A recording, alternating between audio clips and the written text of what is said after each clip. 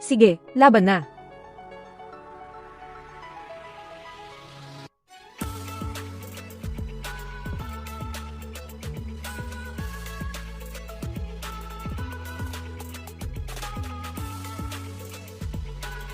Ikaw na lang ang natira.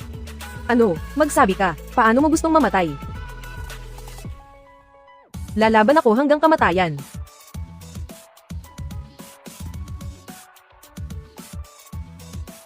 Paanong nangyari yan?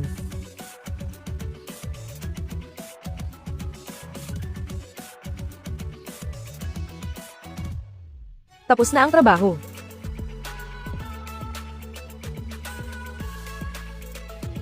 Guro Pang. Maawa po kayo, Guro Pang. Ano? Kayo ba, samahan ng Black Dragon, hindi ba't matatapang kayo? Ha, bakit kayo umurong? Kanina lang at dati. Nasaan na ang tigas ninyo? Ako. Tumayo kayong lahat at lumuhad ng maayos. Tao pa ba tong batang to? Ang lakas, ang kontrol, napakagaling niyang hawakan. Sapat lang para hindi ako makagalaw. Ako, isang advanced practitioner ng nakatagong enerhiya, sa mga kamay niya, parang laruan lang. Halika, ikaw. Sige, kunin mo ang amo ninyo, kaladkarin mo, paluhurin mo siya ng maayos, sige.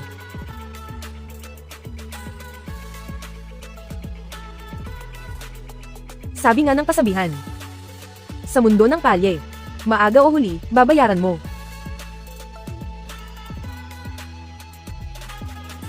Ngayon, kayo ay nahulog sa aking mga kamay. Ano, magsabi na kayo. Gusto nyo ba akong? Paano ko kayo paparusahan?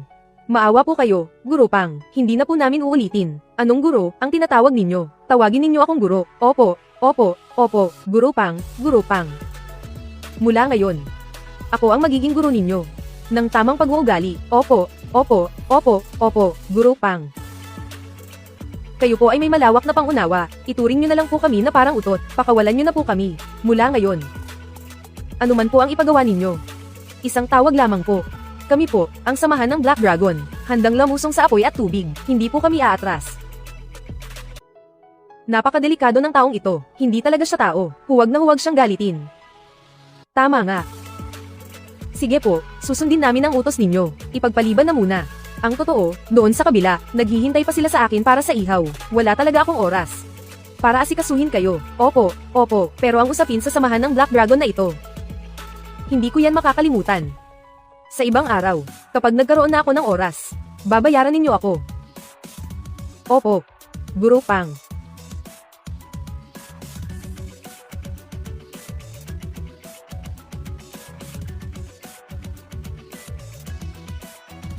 Sino yan? Zulong, Zulong. Opo. Gamitin ninyo ang inyong sasakyan, yang kulungan ng baboy ninyo. Ihatid ninyo ako pabalik, ngayon.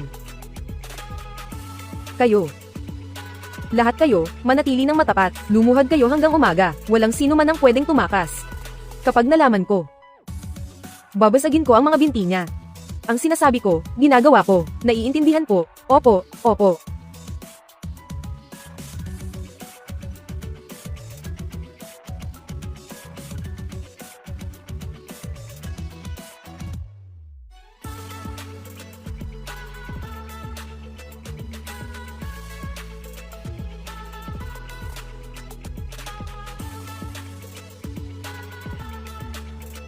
Guro Pang, pakiusap po.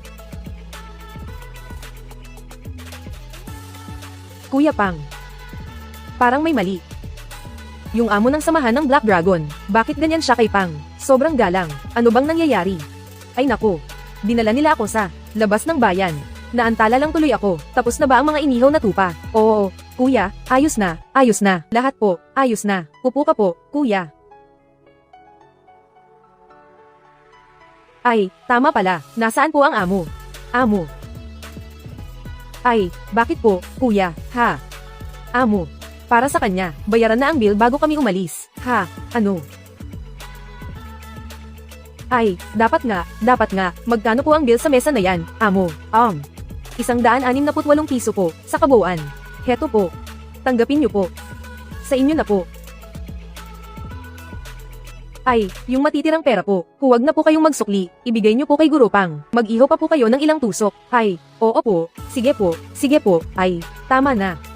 Bayad na ang bill, umalis na kayo agad. Sa susunod, kung manggahas pa kayo, na manakit sa mga ordinaryong tao, sa bawat pagkakita ko sa inyo, bibigyan ko kayo ng leksyon. Opo, tatandaan ko po. Kumain at uminom po kayo ng dahan-dahan. Aalis na po kami. Mabuti. Kuya Pang, sabihin mo nga sa akin, paano mo nagawang disiplinahin ang grupong iyon, at napasuko mo sila? Wala naman yan. Parang nung binugbog ko lang si Zuo Biao. Isang sipa, isang tao, di umabot ng 2 minuto. Lahat sila, bagsak na. Yung amo nila, sinipa ko lang ng isang beses, at sa mukha ng dugo. Hindi na makatayo. Astig ka, Kuya Pang. Naku po, sobrang astig. Halika, uminom tayo. Ay, mga pilyo lang yan. Naubos lang ang oras. Kung hindi, kanina pa sana tapos. Halika. Ay, tama. Ang Zuo na iyon, ang hanghang. Babalikan ko siya. Kailangan ko pa siyang asikasuhin para hindi na siya gumawa pa ng gulo. Kuya Pang, kung ako ang tatanungin, huwag na lang siguro. Sabi nga nila, mas kaunti ang gulo, mas mainam, at saka, hindi rin maliit ang impluwensya ng pamilya Zuo. Anong ikinatatakot? Wala akong katapat sa buong mundo. Walang kinatatakutan, nako. Ang hilig mong magyabang, kuya, ha. Ayan. Mga kuya, para ibigay ko sa inyo, 2 kidney, at ilan pang meat skewer. Kain at inom ng mabuti. Ay, nako, ang galante mo naman. Salamat, boss, salamat. Kain na. Binatang Zuo. Ay, nako, wala na talaga akong nagawa. Kagabi, nagpadala ako ng higit 30 tauhan. Hinabol siya magdamag, pero hindi pa rin nahuli. Nagpalitan pa nga kami ng suntok, pareho kaming nagkaroon ng panloob na sugat. Ay, nako, wala na talaga akong magawa dito. Sa tingin ko, binatang Zuo, kailangan nyo nang humanap ng mas bihasa. Ano? Sige. Kuya Long, naiintindihan ko. Magpagaling po muna kayo ng mabuti. Itong bagay na ito, ako na ang bahala. Mag-iisip pa ako ng ibang paraan. Isang grupo ng mga inutil. Ang samahan ng Black Dragon, na napakalakas daw. Hindi man lang matalo ang isang simpleng security guard. Napakawalang silbi, ha? Nasayang ang 200,000 ko. Binatang senyor ito, anong nangyari? Hindi kayang asikasuhin ng samahan ng Black Dragon, yung pang na iyon. Ang sabi ni Zulong, siya at yung pang na iyon, nagpalitan ng suntok, pareho daw silang nagkaroon ng panloob na sugat. Sino ang makapagsasabi kung, totoo o hindi? Parehong nasugatan, binatang Zuo. Samantalahin natin ang kanyang kahinaan. Puntahan na natin siya ngayon din. At asikasuhin ang batang iyon. Dapat magtagumpay tayo. Tanga ka ba? Ha? Kahit anong pighati ang sinapit ng leon pa rin siya. Ang pang na iyon ay isang tunay na bihasa. Kahit na mayroon siyang panloob na pinsala, kayo pa rin ang haharap sa kanya. Kung gayon, sino ang dapat nating lapitan? Kung walang silbi ang samahan ng Black Dragon, kung gayon ay hahanapin natin ang barkada ng White Tiger. Ayaw kong maniwala na ang isang prestihiyosong barkada ng White Tiger ay hindi kayang harapin ang isang security guard na may pinsala pa. HMPF. Kayo. Maghanda kayo ng mga regalo. Mamayang gabi, punta tayo sa hilagang bahagi ng syudad. Hahanapin natin si Ginoong Leo. Masusunod po.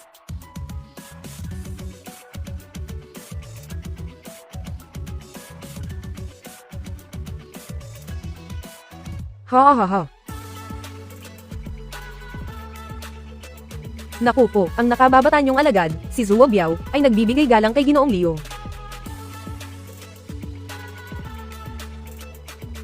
Ay.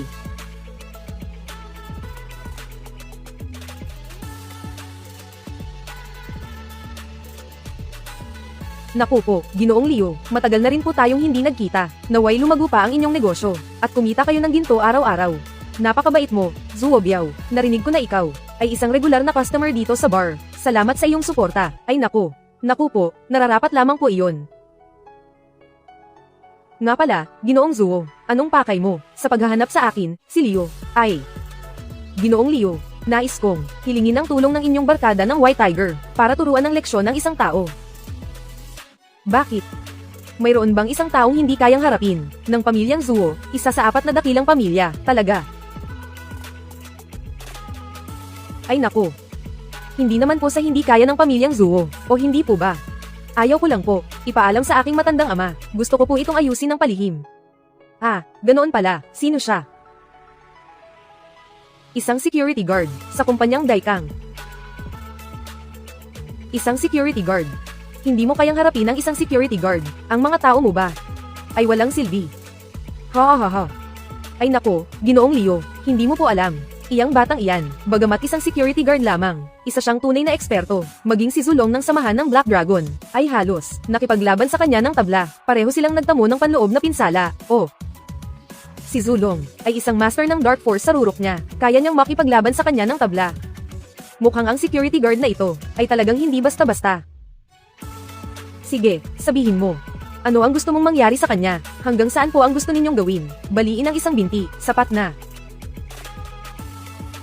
Opo. At ito naman, ay 300,000. Pagkatapos nito, si Ginoong Zuo ay mayroon pang malaking pasasalamat. Ang trabahong ito. Kami sa barkada ng White Tiger. Tinanggap na po namin. Huwag po kayong mag-alala, agad po akong mag-aayos ng tao para rito. Ginoong Zuo, umuwi na lang po kayo ng payapa, at antayin ang magandang balita mula sa akin. Ay nako, sadyang, maraming salamat po, Ginoong Leo. Ay, bilang nakababata, hindi ko na po kayo didistorbohin pa. Paalam na po. Paalam. Ihatid ang bisita. Itong pamilya Zuo, sadyang isang malaking angkan. Isang binti lang, binayaran ng 300,000. Hindi talaga nauubusan ng pera. Boss. Tungkol dito. May kutob akong may kakatwa rito. Paano mo nasabi? Si Zulong. Paano hindi niya man lang natalo ang isang security guard lang? Hindi niya pa kayang ayusin. Kung gayon, ano ba talaga ang kanyang pinagmulan? Mas mabuting dapat nating alamin muna ang lahat bago tayo kumilos. At saka, kung talagang kailangan nating kumilos, tayo, mas mabuting dalhin ang taong iyon sa ating teritoryo. Sa ganoong paraan, mas sigurado. HMM. May punto ka. Ang makapagpaproblema kay Zulong, isang taong nakakapagpasakit ng ulo, tiyak na mayroon siyang mga pambihirang kakayahan. Imbestigahan ang security guard na ito. Ano ba talaga ang pinagmulan niya? At sino-sino ang mga nakapaligid sa kanya? Kapag malinaw na ang lahat, saka natin hanapin ang paraan para kalabanin siya. Opo, boss. Ngayon ay araw ng pahinga. Dapat nasa bahay si mama at papa.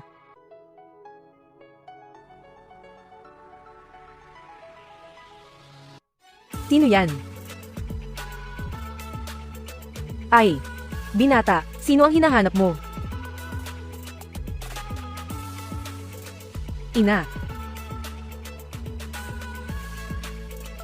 Ikaw si. Ako po ito, ina. Xiaohu.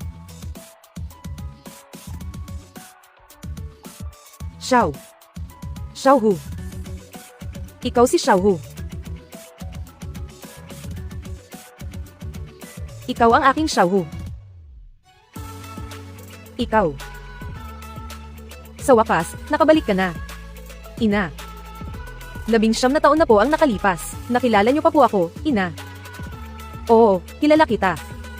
Kilala kita. Buhay ka pa. Napakabuti. Maliit na tigre. Bilisan mo, pasok na, anak. Anak.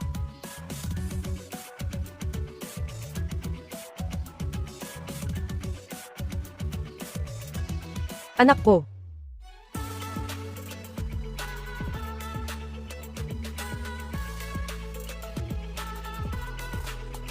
Ina.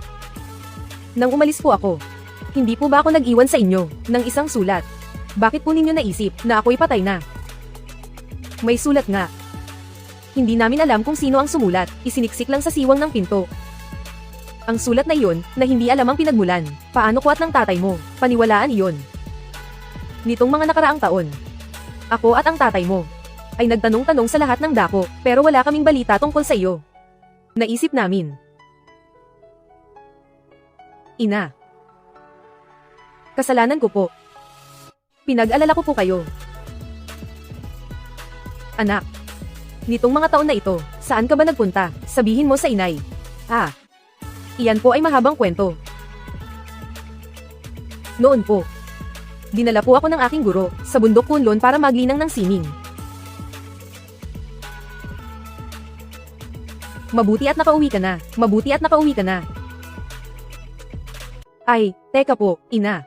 Nasaan po si tatay? Ang tatay mo. Siya. Umalis para sa isang business trip. Ay.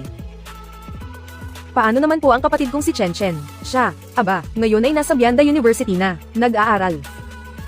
Umuwi lang tuwing weekend. Ay, napakaganda po niyan. Nakapasok na po sa universidad. Oo nga po, inay. Alam niyo po.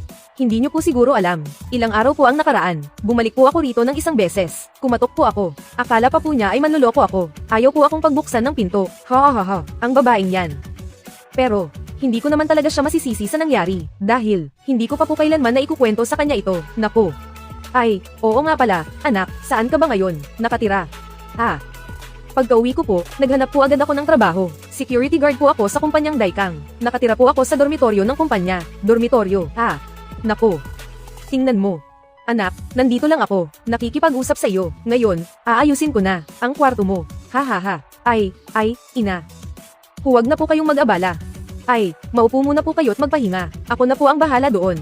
Bakit ka naman sa dorm titira? Ang pakiramdam ng may pamilya, ang sarap. Ay, naku.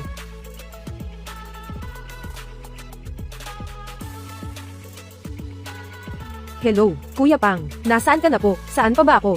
Hindi ako naka-duty ngayon. Syempre, nasa bahay ako. Dali na po kayo sa kumpanya. Hinahanap po kayo ni Ginang Day. Hinahanap ako. Anong kailangan? Hindi ko po alam. Hindi kaya yung paghuhula mo sa labas. Ang nalaman, na bulgar na, kuya. Hindi naman siguro. O sige. Bababa muna ako doon. Ina. Ay, may kailangan pa po akong gawin sa kumpanya. Kailangan ko po munang bumalik doon. Aalis ka na. Kung ganun, mamayang gabi, uuwi ka pa ba para kumain? Oo naman po, uuwi ako. Sige.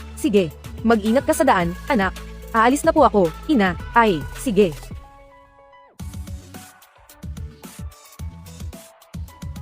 Aking asawa. Umuwi na ang ating anak. Kailan ka naman uuwi?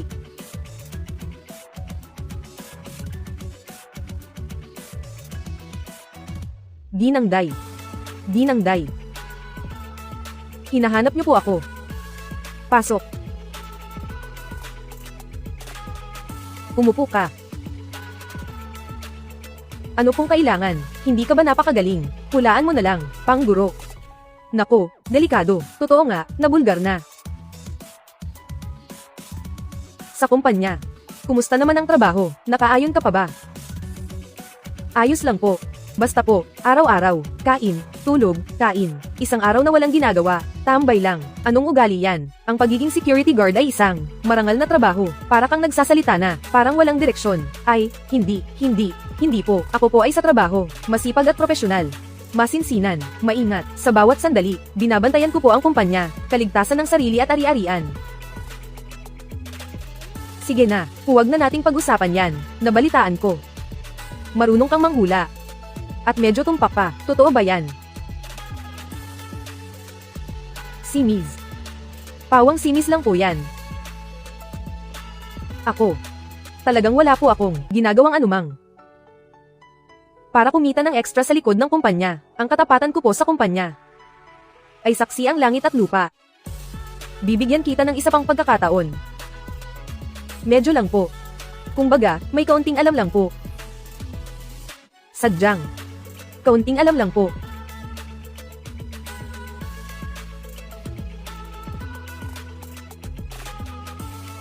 Walang mintis daw ang hula mo. Walang kamali-mali sa paghula. Ikaw pa. Na kesyo walang kamali-mali sa paghula. Kung gayon, hulaan mo ako. Gusto kong makita talaga, kung talagang ganoon ka kagaling. Ano po ang nais ninyong ipahula? Kapalaran. Sa pag-ibig. Ito po. Sa nakikita ko sa iyong mukha, ang iyong nakatakdang kapares, ay malapit ng lumitaw. Ngunit ang pagkakakilanlan nito, bakit parang balot ng ulap? Hindi dapat ganyan. Dati, kapag sarili ko lang, ang hinuhulaan ko, doon lang nangyayari, ang ganitong sitwasyon. Teka, pag-aaralan ko ito. Tama na.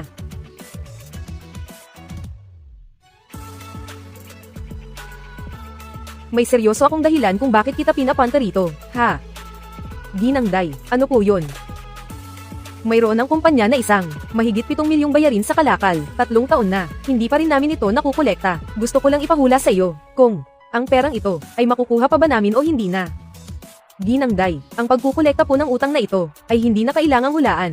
Ang sabi nga po ng matatanda, pumatay, magbabayad ng buhay. Umutang, magbabayad ng pera. Ito po ay likas na, isang bagay na tama at nararapat lang.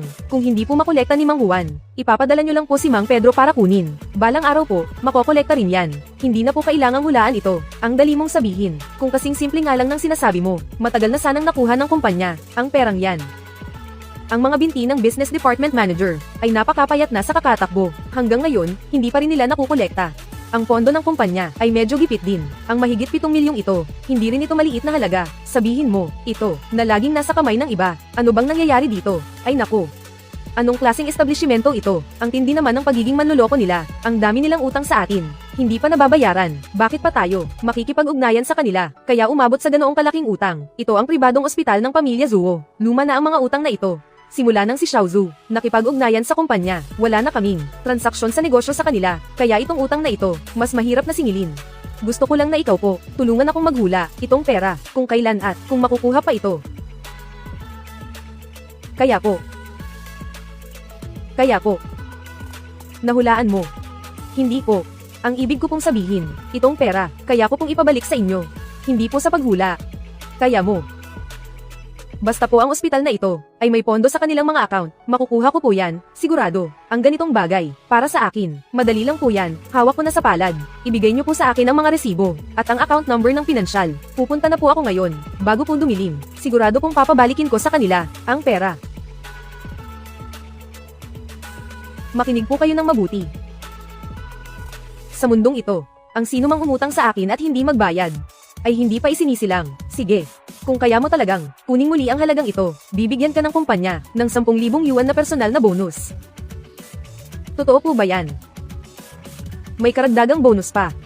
Siyempre, ako ang general manager ng kumpanya. Natural, may karapatan akong magdesisyon dito. Ang kondisyon ay, kaya mong mabawi ang halagang ito. Ang may-ari ng ospital na iyon, ay hindi basta-basta, siya at marami sa lungsod, ay may koneksyon sa organisadong krimen. Ang mga nagkakagulo sa ospital, marami ay mula sa mga gang, na tumulong sa kanya para maayos ang gulo. Ano po ang pakialam ko kung sino, ang koneksyon niya? Ang umutang, magbayad. Iyan po ang tama at nararapat. Kung hindi po nila ibibigay ang pera sa akin, bubugbugin ko po sila. Kakausapin ko po sila ng mahinahon at pinaliwanagan. Kung hindi po sila titino, kung gayon, huwag nyo na akong sisihin kung maging pasaway ako. Hindi ba't palagi mo naman akong sinasabing isang pasaway? Ngayon, magpapakapasaway talaga ako. Hayaan mong makita nila sa ospital. Ako rin. Hindi naman talaga kita itinuring na pasaway. Ah, sige na. Umalis na tayo.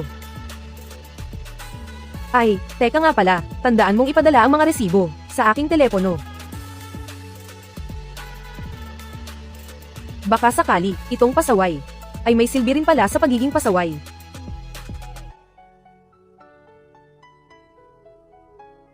Ipagbigay alam sa lahat na ang lahat ng department heads ay dapat nasa opisina ng 10:00 para sa isang pulong. Magbibigay ako ng sermon. Masusunod, po.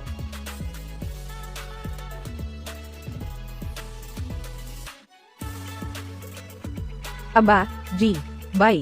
Kumusta po kayo? Sino ka? Ha, ako po ay mula sa kumpanyang Daikang. Napadaan po ako para kausapin kayo, para ayusin ang bayad sa mga kargamento. Ay naku, ang malas naman ng dating mo. May pulong ako na magsisimula na. Baka sa susunod na lang, ka na lang bumalik. Ha, bulag ka ba? Ayusin mo muna ang bayad. Hindi naman huli ang lahat para sa pulong mo, di ba? Ipaalam mo lang sa accounting. Ano ba, maliit na bagay lang yan. Ha? HMPF. Bata. Napakagan ng iyong pananalita. Milyon-milyong halaga ng kargamento. Sasabihin mo lang na ayusin. Ayos na. Ano ba ang iniisip mo? Ha.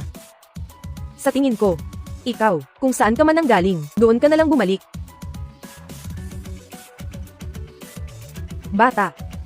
Anong ibig mong sabihin, G-Bay? Kung hindi mo aayusin ang bayarin ngayon, at linawin ang pagbabayad, hindi ka makakalabas sa pintong ito. Hey, ikaw na walang tingin. Nangangahas kang magyabang sa akin, lalabas ako ngayon. Subukan mo akong pigilan.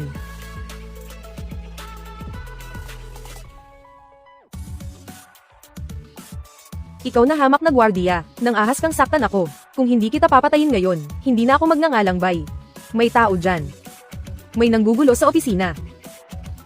Bay, anong nangyayari? Sino ang nanggugulo? Ikaw. Ang lalaking ito. Bugbugin niyo siya para sa akin. Bugbugin hanggang mamatay. Kung mamatay siya, ako ang bahala. Opo.